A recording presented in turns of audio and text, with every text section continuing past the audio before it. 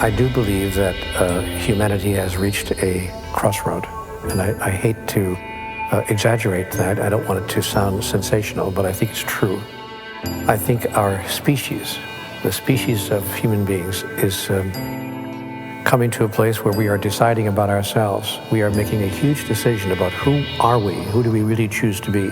Who are we, who do we really choose to be? Who are we, who do we really choose to be?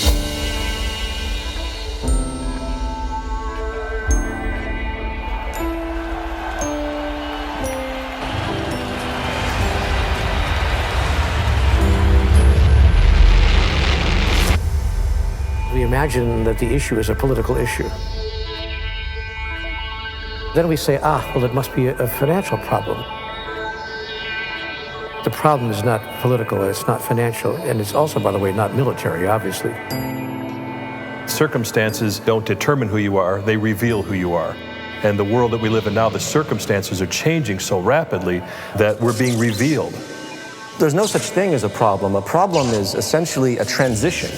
So I see the crises of today as a transition point for humanity.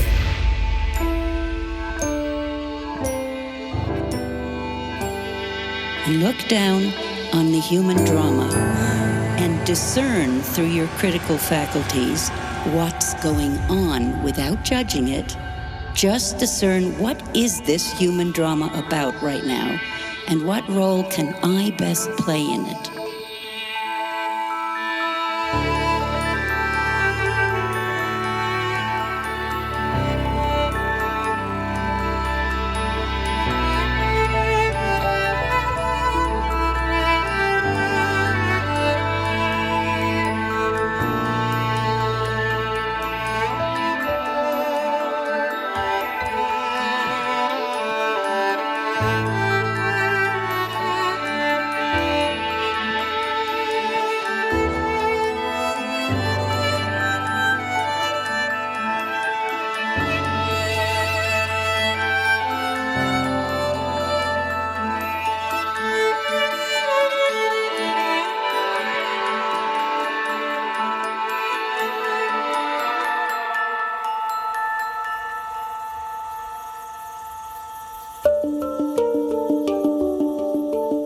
The latest Global Risks Report published by the World Economic Forum presents an astonishing risks interconnection map.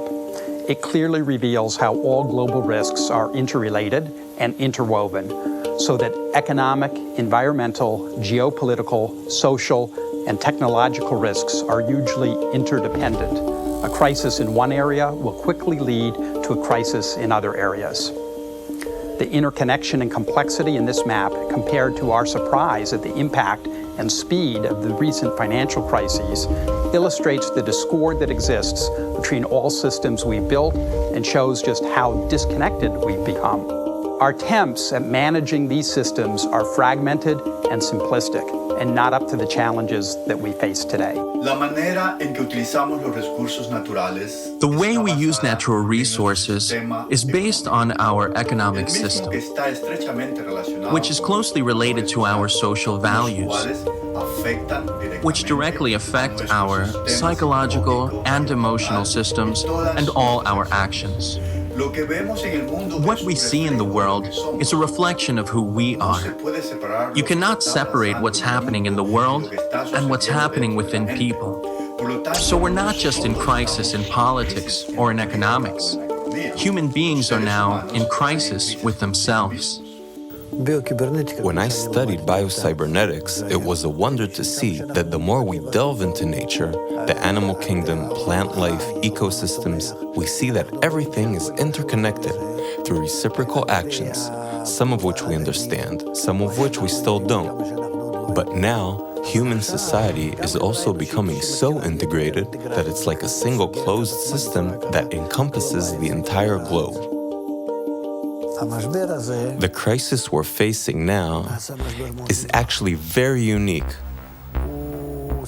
We are all closed together in the same system, and we can no longer do whatever we want in it. World leaders, presidents, have lost the ability to manage the people.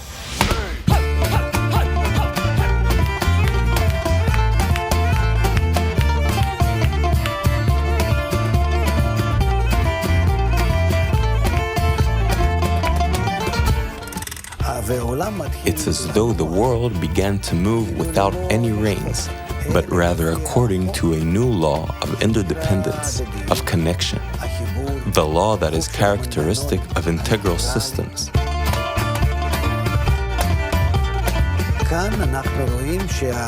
And here we see that world leaders, first of all, they can't even make decisions, whether it's G8 or G20. And even if they arrive at something, they can't realize it.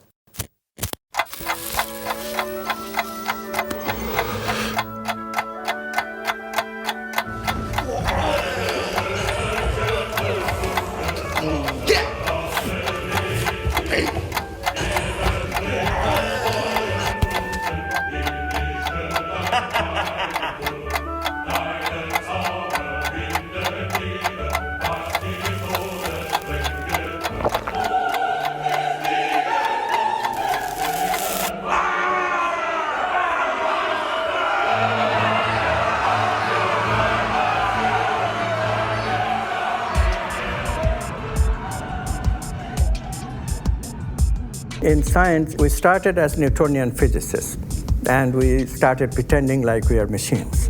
That was the worldview for some time. That changed with biologists coming along. Biology gives a different view of the human being altogether. Biology says that, well, we are machines, but we are machines with competition, with survival in mind. And we fight for our survival, we compete. So our higher values are important only if they are important for survival. Outside of survival, there is no other impetus to the human being.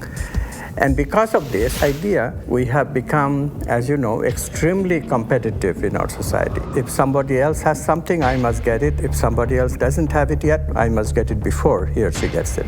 And this idea is causing havoc in our society.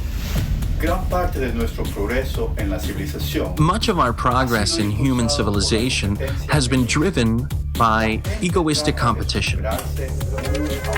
People try to outdo each other, and that creates better science, better technology, etc. However, now we're at a point where this ego drive has become so extreme that it will stop at nothing in order to be more or have more than others. And so companies are destroying the ecosystem, bankers are creating economic crisis, people are building themselves on the ruin of others.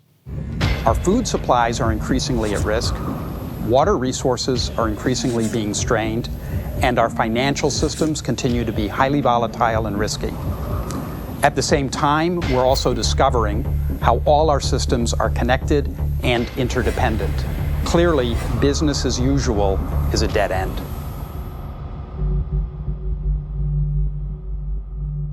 In the previous days and times, we've been involved, not exclusively, but largely, in the process of individual survival. How do I get through the day? How do I get through the week? How do I get through the month? In the 21st century, we're learning now that we can no longer concentrate on individual survival strategies, that unless we begin to coalesce those strategies and learn how we can survive collectively, that no individual is going to survive in the long run. Again, I don't want to be an alarmist, but I realize that we are facing a very critical time now. The separation theology that humanity has established through the years has created a separation cosmology, that is a cosmological way of looking at things that says everything is separate from everything else. And a separation cosmology has produced a separation sociology, that is a way of socializing with each other that says I'm over here and you're over there and our interests will not meet unless they do. If they do, we'll try to cooperate, but if our interests do not meet, if we have separate interests, I may just have to harm you. I may, in fact, just have to kill you.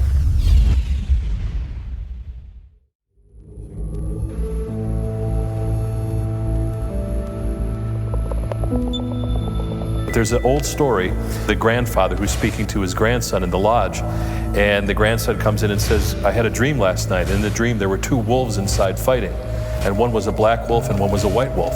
And the black wolf scared me, grandfather, and the white wolf made me feel hopeful. Which one will survive? And the grandfather said, the one you feed the most. And so to me, that is the nature of humanity, the nature of humans, is we have both. Which one we're going to feed the most is the one we're going to see in the world.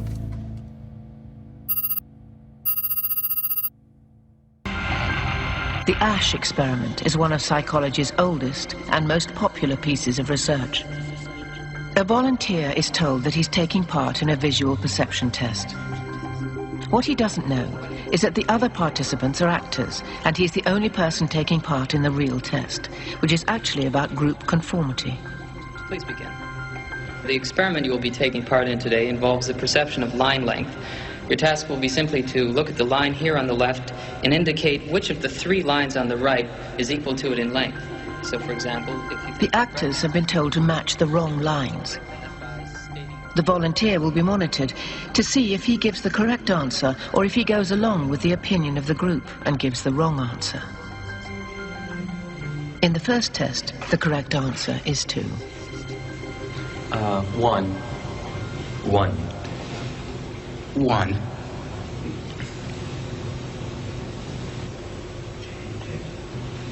2. 1. Once again, the correct answer is 2. 3.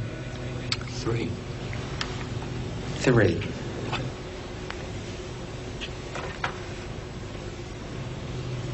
3. 3.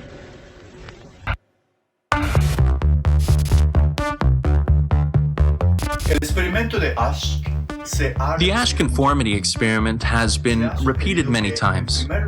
It's been suggested that, first, the distortion happens at the level of action.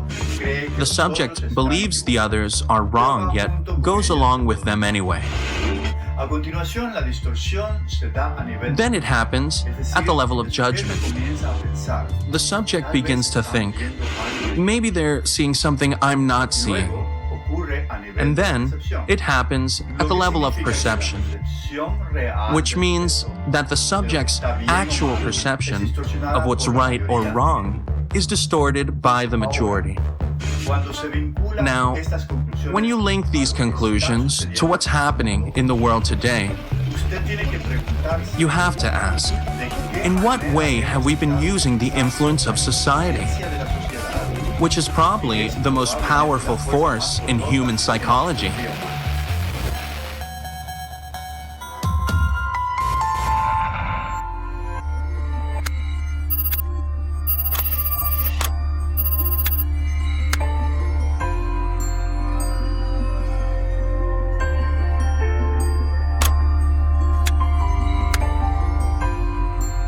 Over 40 years ago, I was cloning stem cells, and one of the first experiments just so blew my mind that it really changed the whole course of my education and my life. I put one stem cell in a culture dish all by itself, and that stem cell divides every 10 to 12 hours. After about a week to 10 days, I have thousands of cells in the petri dish, but what's most important is all these cells are genetically identical to each other. And then what I did, and this is the experiment, I separated a culture of genetically identical cells into 3 different petri dishes, and I changed the environment. But the culture medium to cells is like the world that we live in. It's got the air, the water, the food, all the things in it. So I had 3 different environments, yet genetically identical cells in each dish, and the results revealed that in environment A, the cells form muscle, in environment B, the cells form bone, and in environment C, the cells form fat cells. What was so profoundly important about this is if you ask the question, what is responsible for controlling the fate of the cells? What the experiment clearly revealed was that all the cells were genetically identical. The only thing that was different from one dish to the other dish was the environment. So while at the time I was teaching medical students the conventional story out of the textbook, the concept of genetic determinism, that genes control our fate and our lives, my experiments revealed a completely different story, and that was, it was the environment that was primarily responsible in shaping the behavior and genetics.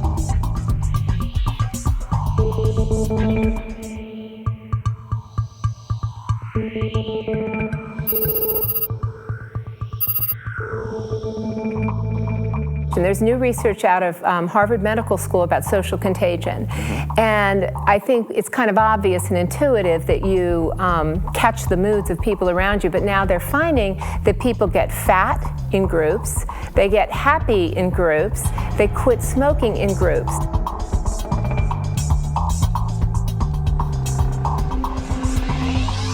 Nicholas Christakis and I have been very fortunate to find a resource in the Framingham Heart Study that we never imagined we could find. They were asking people for 32 years, who are your family members? Where do you work? Where do you live? And most importantly, who are your friends?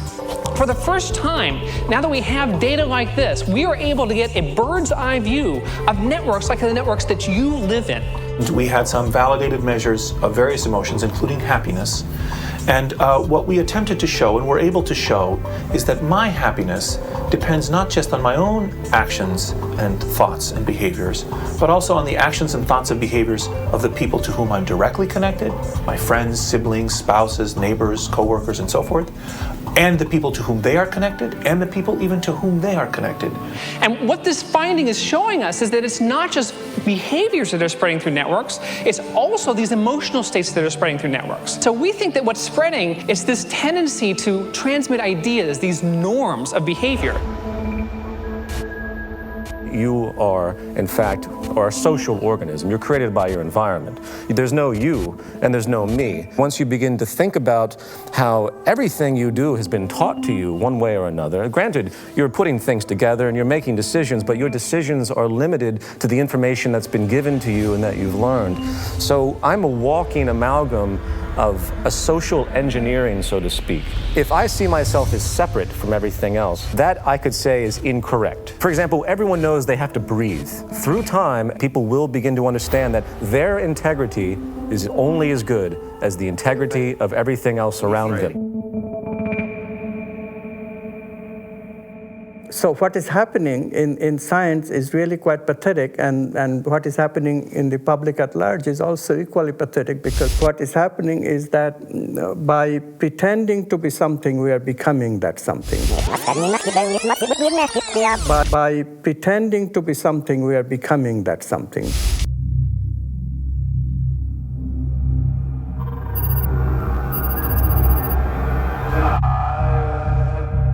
I began to feel that I was losing my identity, that the person that I call Clay, the person who put me in this place, the person who volunteered to go into this prison, because it was a prison to me, it still is a prison to me. I don't look on it as an experiment or a simulation. It's just a prison that was run by psychologists instead of run by the state.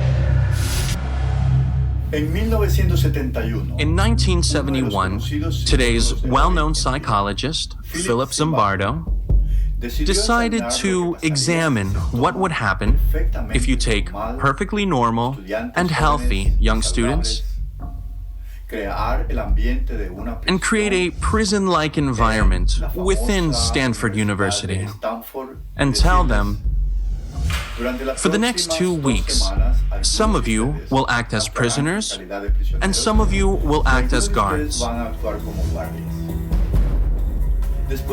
One day into the experiment, a riot broke out. The guards began humiliating the prisoners.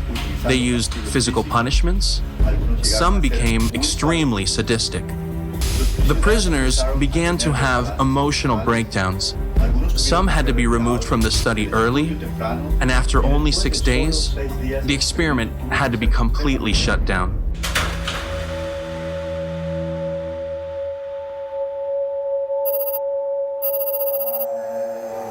I had really thought that I was incapable of this kind of behavior. I was surprised, even I was dismayed to find out that I could really be that I could act in a manner so absolutely unaccustomed to anything I would even really dream of doing. And while I was doing it, I didn't feel any regret. I didn't feel any guilt. It was only afterwards when I began to reflect on what I had done that this behavior began to dawn on me, and I realized that this was a part of me I hadn't really noticed before. By pretending to be something, we are becoming that something. By pretending that we are mindless matter, we are just material and that's it.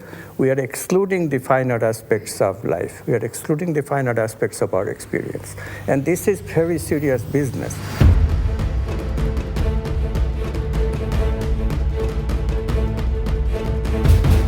If you take Darwinian theory, which says that we're in a competition and we have to compare each other as to where we fit, and you mix that with a Newtonian vision from physics that the primacy of the universe is found in the physical structure. And then you put those two together and you say, well, how do you know where you fit in the Darwinian world? And the answer is, how much material do you own? And so, evolution of humanity since Newtonian times was to extract the material from the planet so that we could have possessions. And that the possessions then were a reflection of where we stand in the hierarchy.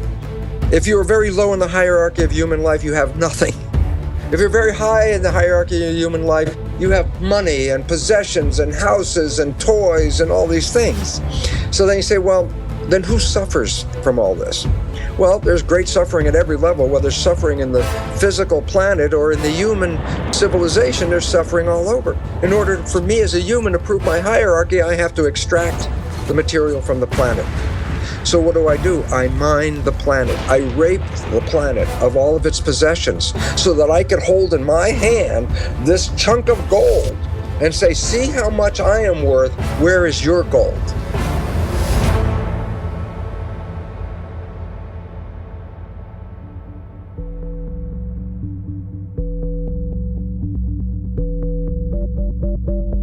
Theory of evolution is not based on community, but based on the individual. Newtonian physics said it's only the visible things that are relevant. But in a world based on quantum physics, which is based on energy, some of the things that we understand in the nature of energy are emotions and feelings, such as love and beauty. These are expressions of energy. And in a world of quantum physics, we surely emphasize more the nature of love and feelings and energy and beauty and harmony over the money and the material expressions that we look at today. And why is this important? Because then you look at the world and you say, do you want a pound of gold, or do you want to be totally in love in your life?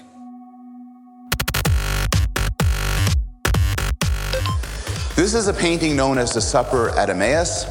And in the 1940s, when it was thought to be painted by Johann Vermeer, it was worth millions of dollars. It was perhaps literally priceless. It was in Holland, and it was one of the most renowned paintings in Europe. People would travel through Europe to see it.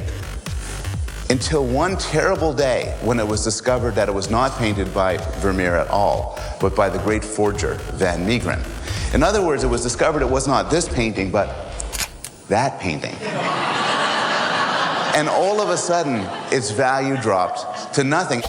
How you taste something is critically affected by what you believe you're eating. And this shows up in all sorts of ways. One nice finding involves children. How do you get children not just to eat their carrots and drink milk, but after they have the carrots and milk, to report that they tasted good, better than your normal carrot, better than your normal glass of milk? It's actually terribly simple to do this. This was done in a study a couple of years ago. You take them out from a McDonald's bag. They get people into a brain scanner, and as they're lying on their back, there's a tube going into their mouth. And they get to drink wine through the tube while their brains are being scanned. Above them is a screen where they can read information about the wine that they're drinking. Everybody drinks the same wine. If they think they're drinking the cheap stuff, they'll report, it doesn't taste so good, and they have a low-level neural response. If they think they're drinking $200 out of a $200 bottle, they say they love it, and the pleasure centers of their brain light up like a Christmas tree. This is John Cage's work. Comes under different names, but it's often called 4 minutes, 33 seconds, because it was a famous modern performance where the pianist is instructed to sit at the piano and be silent for 4 minutes and 33 seconds. Now, as you can imagine, this is fairly controversial, whether or not this is brilliant or just ridiculous. But my favorite fact about this is you can go onto iTunes and you can buy for $1.99 the entire thing of 4 minutes, 33 seconds, which is, of course, silent.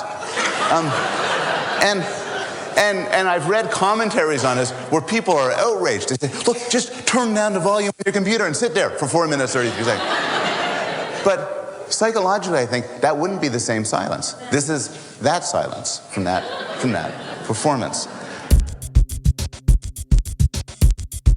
You know, it's astonishing to me that we don't realize we make this all up. We made the whole thing up. You know why gold is what the value it is? Because somebody said so. That's it. You know why fuel costs what it is? Because somebody said so. Somebody speculates, somebody decides, there's a belief, enough people join in, this is what a thing costs. We've all decided this. So an awakening of, we're repeating these cycles and we're getting kind of tired of it, maybe we should do something different this time around, be something different. People are interested in processing meaning and values. We have to hear that.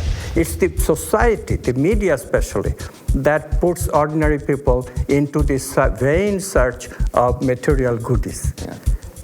People didn't live this way even 50, 60 years ago. You know, this is just a very recent phenomenon, that if you have, instead of one cell phone, two cell phones in 2 pockets, then somehow you'll be better off.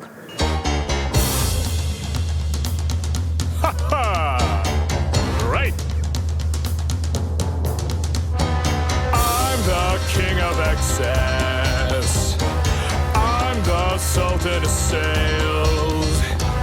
I'm the boss of bargains. My credit cards, they never fail.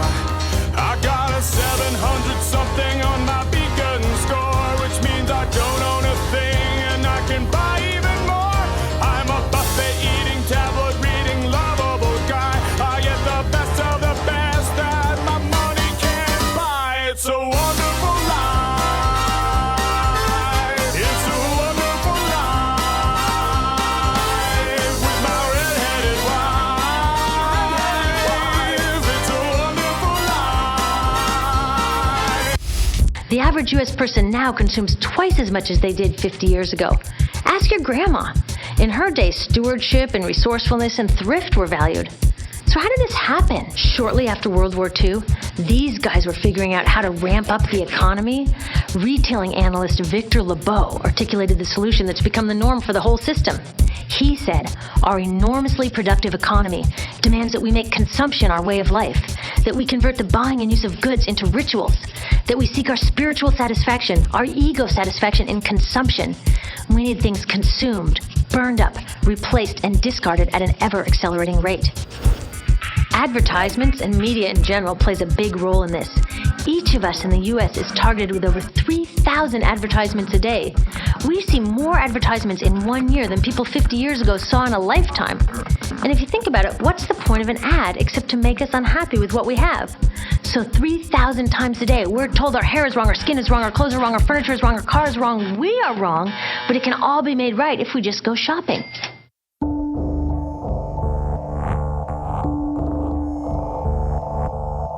Mr. Rogers, who was the TV guy here in the United States, said the space between the television and the viewer should be sacred.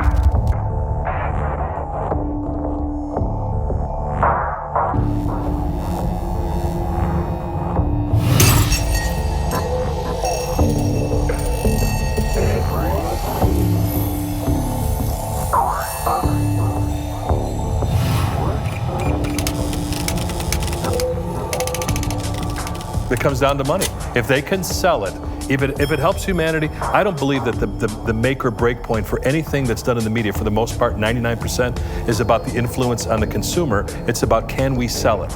And if they could sell it and it's good for you, they'll sell it. But if they sell it and it's not good for you, they'll sell it anyway. In my world, I think that matters greatly on the impact of the listener because it changes their lives one way or the other.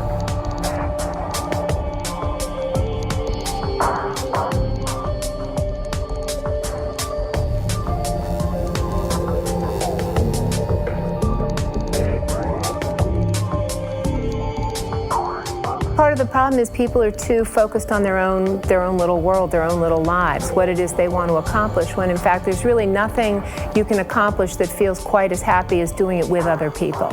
And so I think there's been too much of the entrepreneurial greed, me focus in the last few decades. And I do think that people have become aware that we're becoming more unhappy, not just in the United States, but all over the world. Depression rates are rising faster.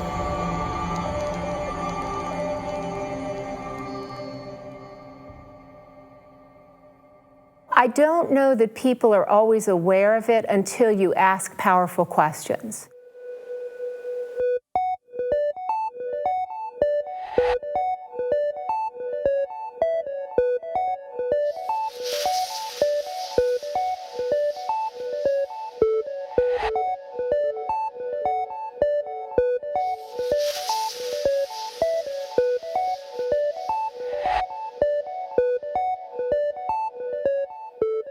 And the research is so interesting on this that if you ask college students what they aspire to, they talk about money. But if you ask them what the best thing was that happened to them in the last month, they mention experiences with other people. They never mention possessions. So on an intuitive level, people do understand what it is that brings them joy, but sometimes they have to find out the hard way.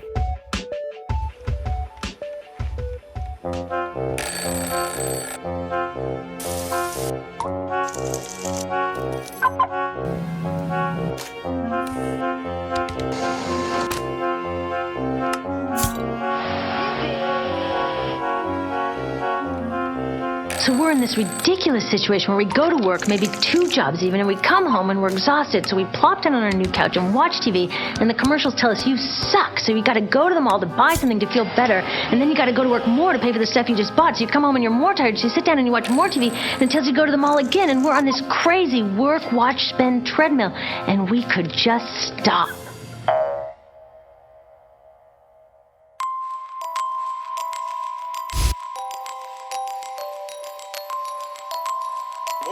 I had a question, and the question was, how much did you cut them by?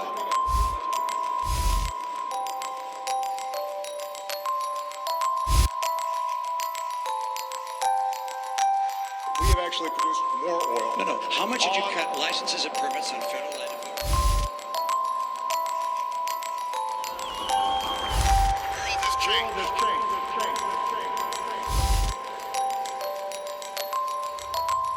We must change with it.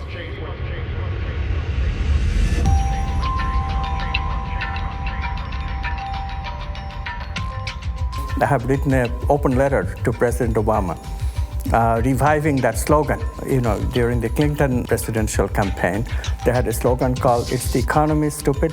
For me, the slogan is, "It's the worldview, stupid." It's unless the worldview changes, unless the worldview acknowledges listening to the values, listening to the personal meaning of life and the social meaning of life, unless we do this, real change cannot come. So I wrote to President Obama, if you talked about real change that we can believe in, if you really want change that we can believe in, please help us to change our worldview. Well, the change of man is the key to changing everything else in the world. Without it, nothing significant will change. What we need is not just patching up, not just solutions to current problems. What we need is a transformation, a fundamental transformation, which means a change of values, the change of thinking, change of consciousness, change in the way the human being thinks and acts. Worldviews affect the engine of civilization. It affects who we each individually think, who we are and how we behave, and our moral sense, business. It affects everything. An experiment was done by 2 social psychologists where they did the following. They took a bunch of students and they had them read one of 2 passages. One of the passages was description of who we think we are. And the key phrase in this paragraph was, "You're nothing but a pack of neurons," that were basically all material substances, in which case everything you think you are, all of your thoughts and emotions and all of your interior life is nothing but a pack of neurons. And then they gave the students the opportunity to do a couple of experiments where they could cheat if they wanted to. And what they found was that the students who read the passage, "You're nothing but a pack of neurons," cheated significantly more. If your worldview says that there is no inherent meaning in anything, and ultimately the universe is a pointless object, and when you die you're dead and there's nothing else going on, then it changes your sense of how do I need to live right now? Well, I should get everything I should get right now. I should cheat if I have to. Whereas if we had a different model which said maybe you're part of some gigantic living system with some kind of inherent meaning and all the rest. It could have consequences not only for yourself, but for your loved ones and everyone else. All the problems that we're facing right now, they're not problems. They're actually questions. Who are we? Who do we really choose to be? How do we choose to relate to life itself? How do we choose to relate to all the different elements of life, the environment, the planet itself, obviously the people? Why are we here, and where are we going from here? What is the meaning of my life? We're in a transition stage where the old answers are no longer sustainable, and that's why we're facing the crises we face. So there's a population in a state of flux saying the old stuff doesn't work, and we're ready for new answers that will create a newer, more sustainable civilization. Simple point, the old civilization is no longer sustainable, the answers are flawed, new answers are in, and we're in the moment of taking those new answers and weaving a new culture that will support those answers and support ourselves. At this critical point in time, we have to redefine what it means to be human. We have to choose a new identity, literally choose a new identity, and recreate ourselves anew as a humanity. Recreate ourselves as a brand new kind of living organism, a brand new kind of species, and recreate the organism as a cluster, as a group, rather than as a scattering of single individuals. We have to change our thinking about who we are in relationship to each other. We've been living in a competitive society for too long, and the world we see is the result. The ego, the competitive ego. What we have to do is learn how to cooperate and drop the ego and realize, again, that if we have people in one country that are very poor and people that are very wealthy, the wealthy are going to have to get big armies and big fences to keep those other people out. It's not going to work with the divisions of society that we have today and the stratification.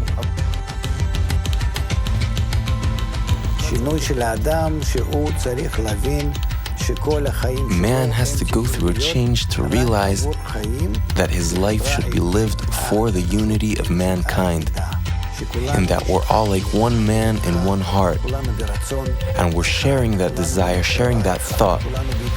We're all in mutual connection, making mutual concessions in reciprocity, like cells of a living body.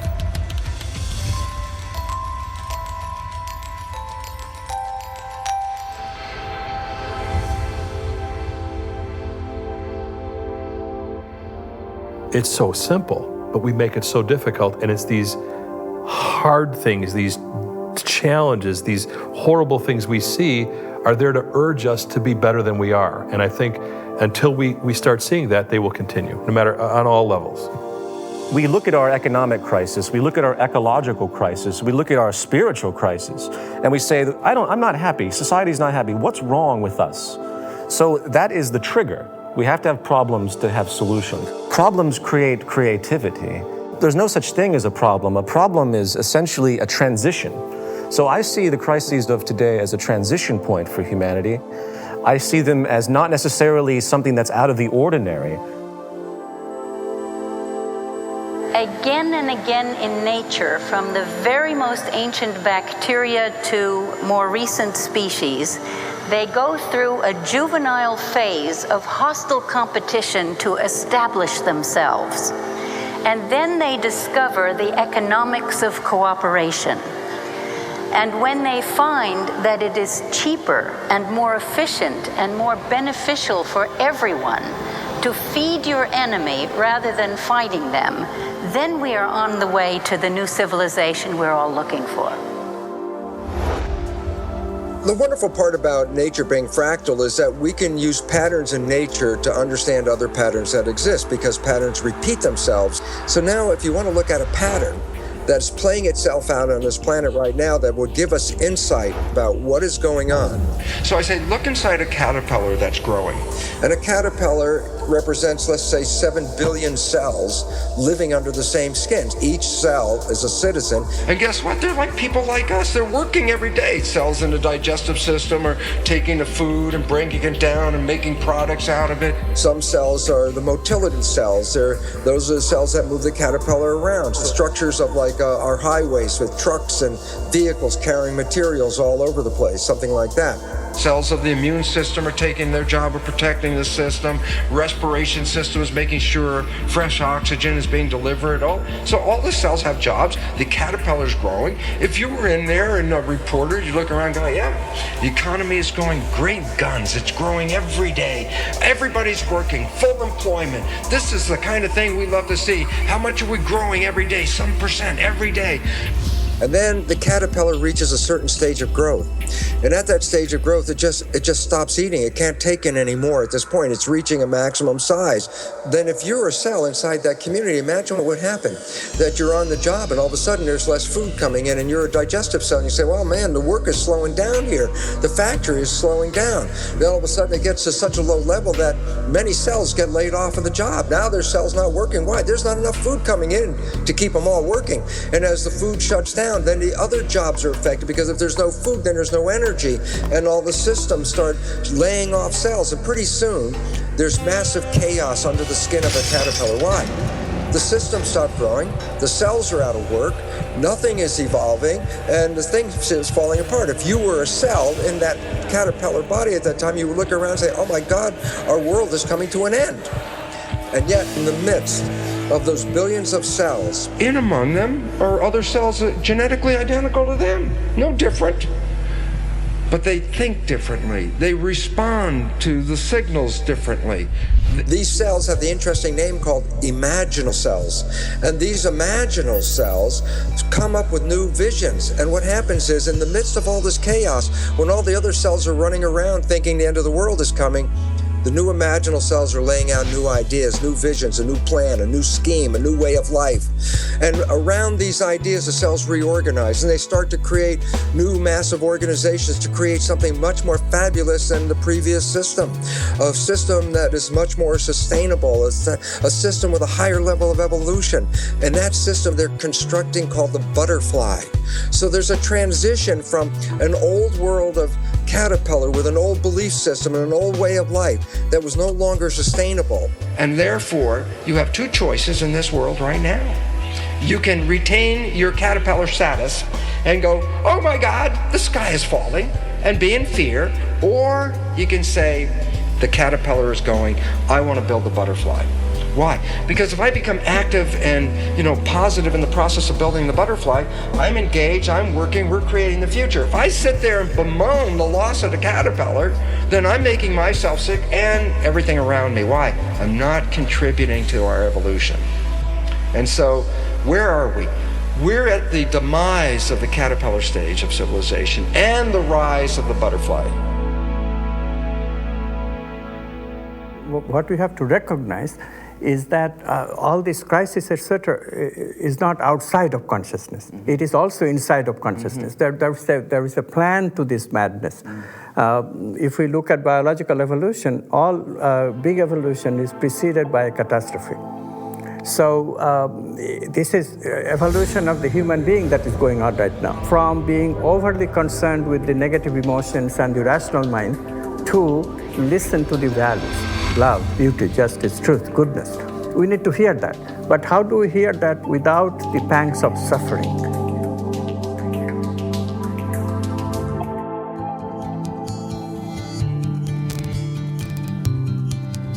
I believe the issue is how can we cause the largest number of people to understand that we are in fact all one, to understand our unity.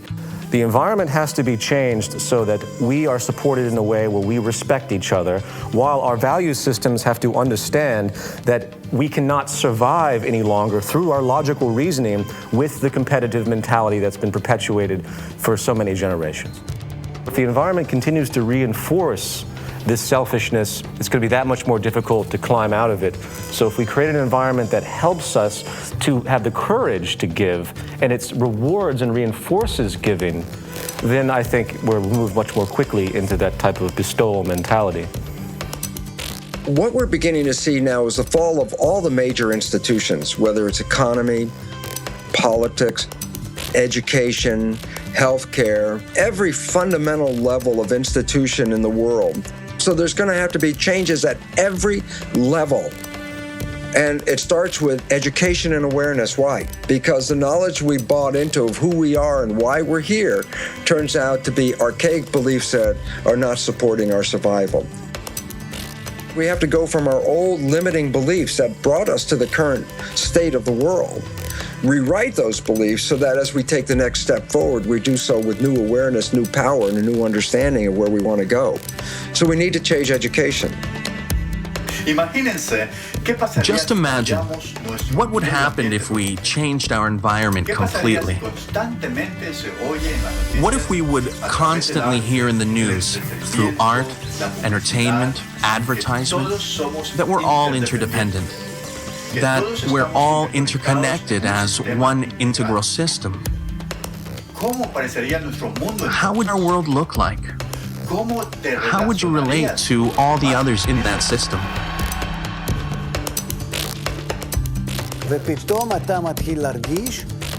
You would suddenly begin to feel that you relate to others as somewhat close to you. You will be less concerned about how do I exploit the other, how do I manipulate others, take advantage of them. You'd begin to see that the other person is somehow close to you. You'll have some affinity towards the others, like they belong to you.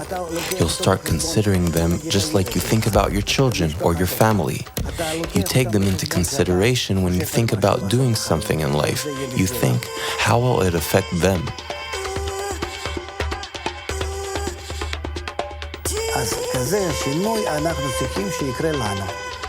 So that is the kind of change we need to go through.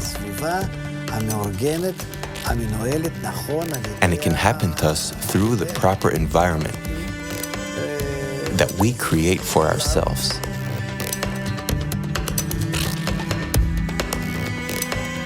Well, we have these negative emotional brain circuits of competitiveness and greed and jealousy and anger and what have you, but we can also create a reality in which we make positive emotions for ourselves and in our relationships, and we can create positive emotional brain circuits. Brain circuits that we have created by voluntary acts of loving, deliberately, by practicing. That will then mollify the negative emotional brain circuit so we can overcome our base desires. We began to think of emotions as having a kind of collective identity, as if they're emotional stampedes in human populations, a kind of a quiet riot that is just below the surface at all times. Because when we mapped this network, we were able to find clusters of happy and unhappy people in the network, and we were able as well to show that happy people are able to influence others to become happy, and that happiness can spread from person to person to person to person. And it's this kind of view of the human superorganism that has really started to change the way we think about ourselves as human beings. We are connected. We are connected in ways that these other social species are, like schools of fish and flocks of birds.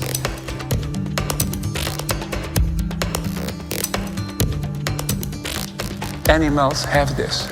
So-called primitive people have this. We have seemed to have lost it through our intensive egoistic orientation. If you recover this connection, then we will behave with greater solidarity to each other. We will extend our solidarity that exists in a family. We can extend it over larger areas, ultimately to the whole human family and to the living environment.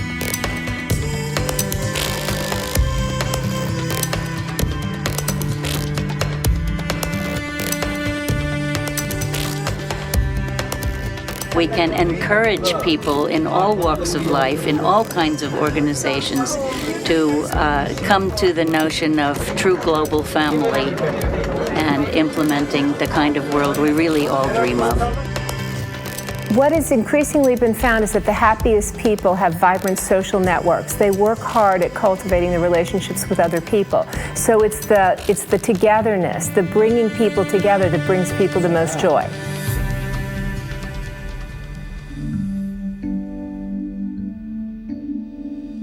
In some ways, science has always recognized that everything is always interconnected. But everything is also interdependent. And you can't study everything all at once. So science has been very good at sort of slicing up the world into little pieces and then diving deeply down each little piece, and that becomes a discipline. And it's very easy to forget that that piece actually is still connected to everything else. We conveniently forget it, which creates something which is ultimately a whole system, but it becomes fractured. It may be that some small percentage of scientists are naturally drawn to this idea of how does the thing that I'm studying fit in a larger context? And so for scientists who think about that, they eventually get to the idea of, if they push it far enough, that the universe is really just one big thing. We ask the question, why are we here as human beings? The answer is then left to something as simple and disastrously bad as, there's no reason for us to be here. We're just accidents of genetics, and therefore we could do anything we want because we weren't intended to be here in the first place. So we have a pretty big disregard to our relationship and the world around us and the nature that we live in, because we believe that organisms just got here by accident. When you look at the planet Earth, you find that we live in a very narrow zone that supports life. A perfect combination of gases in the environment, a perfect temperature and all this, and it stays constant, which has been a very unusual event of how can a planet keep a constancy in a world where everything is dynamic around it? And the answer is because nature has created one organism after another organism to keep the environment in balance and compensate for the ranges of activities that occur around us. So we keep what is called homeostasis. Very simple example is this. When the world was primarily plants, the environment, which had carbon dioxide and some oxygen in it when they first started, later became depleted of carbon dioxide, and oxygen increased because the plants were using the carbon dioxide continuously and releasing the oxygen continuously, and the balance shifted. And there was so much oxygen on this planet that the planet was flammable. So at times, lightning strikes would hit and burn up all the oxygen and burn up the planet. Life was not sustainable. So nature created a balance. And the balance was called animals. Animals breathe in oxygen and release carbon dioxide, which is the complete reverse of what the plants were doing. So why is this relevant? Because when you put animals and plants in the same environment, as the plants take in carbon dioxide and release oxygen, the animals take in oxygen and release carbon dioxide. This creates a cycle and a balance and harmony. So animal introduction was not just a random event. It was required to keep balance in. Now look at life as a seesaw that goes up and down. And I go like this. As I put one organism on one side, it throws the balance off and tilts the seesaw this way. So nature puts another organism on this side to bring the balance back. So I said, where are humans in this seesaw? And why is that important? Because humans have so much power that if we're not clear of what we're doing, we can take the seesaw and put a little weight on one side and shift the entire balance of nature. And then we have to learn to come back and shift the balance back again. Well, without our awareness of how we fit into nature, we lost sight of the fact that every other organism has been involved in keeping the environment more stable. We weren't to manipulate the environment.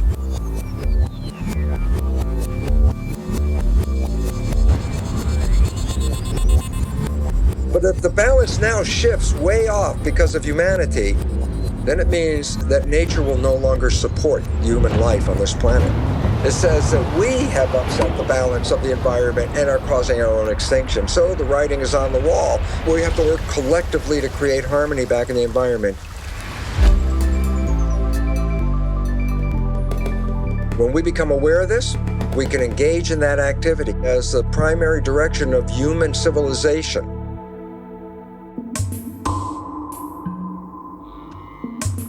can we as a global tribe get our act together fast enough to be able to change our behavior, our collective behavior fast enough?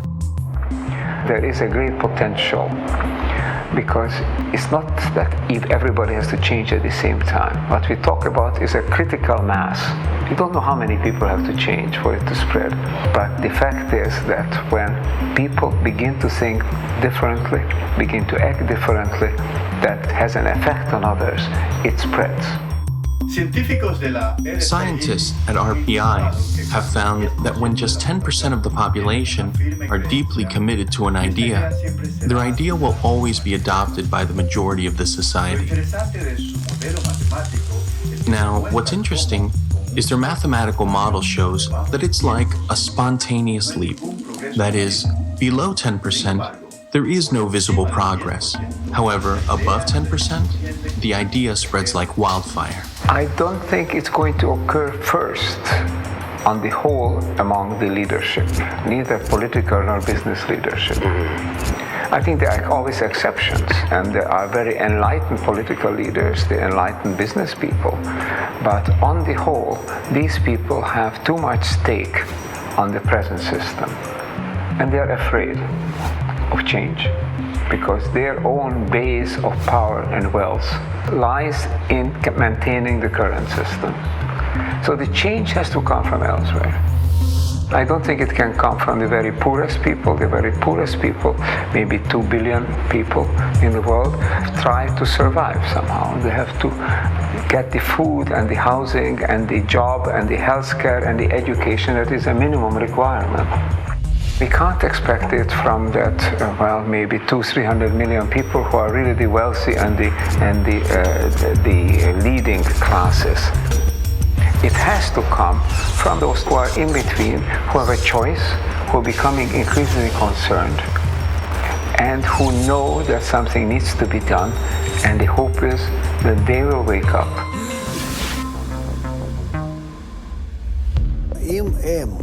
If there are people who are aware that the world must become integrated, then the question is, can they come together? Can they make the initial step towards this? I think the problem with global crises is that from each individual's point of view, it becomes difficult to know what do I do about it. When I say my ego and transform my ego, it's an illusion. How can I transform my ego when I'm dependent on so many other egos?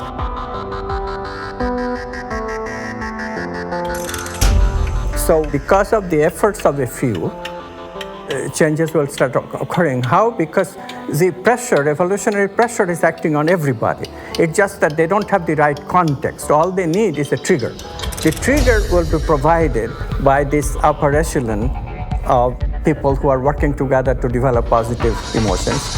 So they affect a much bigger number than is indicated by the little community that started it. So one little change in one little community can affect a much larger human community, and the interconnectedness that we have through the internet, interconnectedness of the ego, all of a sudden, without even knowing that it is doing so, will change and establish itself, and therefore changes can come very fast.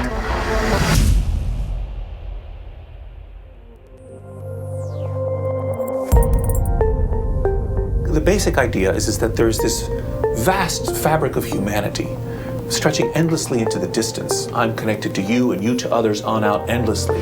Your actions can influence the actions and feelings of others around you, which in turn then can spread to still others and then to still others. If you tell someone they don't influence anybody, they're not going to do anything. But if you tell them they influence 1,000 people, they'll change their lives. And that's why I think it's so critical for us to understand, first and foremost, how and why we are connected. Thinking people, they can see opportunities in this. So we have to do this collectively. We have to do this collectively through dialogues, first between two people, through relationships between two people, and then generalizing it to a whole family, to the entire community, to bigger communities, to the country, to the entire world.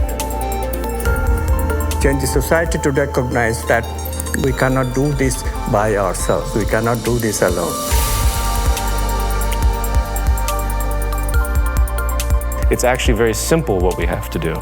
It's just getting people to identify with it and see the benefit of what that offer is, the offer of working together, and how cataclysmically better life will be, right? Materially and spiritually. So. The lack of connection between people causes all the sadness in the world. No question about it. We are at crossroads, and it's not going to be decided by fate. It's not a destiny. We have at a point where the future of humanity is going to be decided by how people think about it today and how they behave. Awareness, awakening, these are the key terms. We have a chance to change.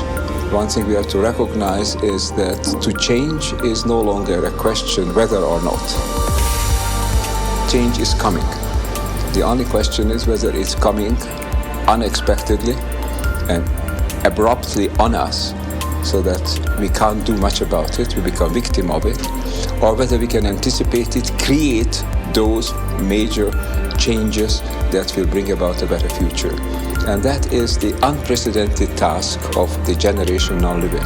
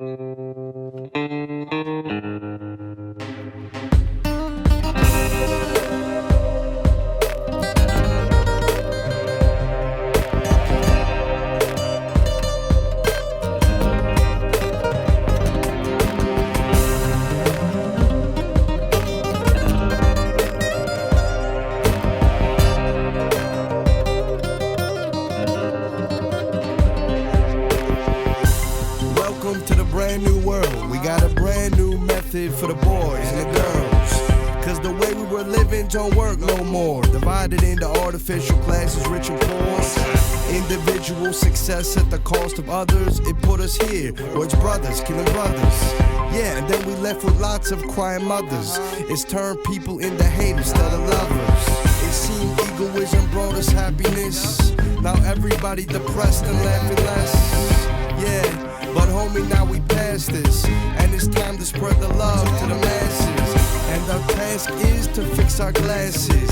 Then we'll feel obliged to love everything alive. Now is the time. We got a choice, either we live or we die.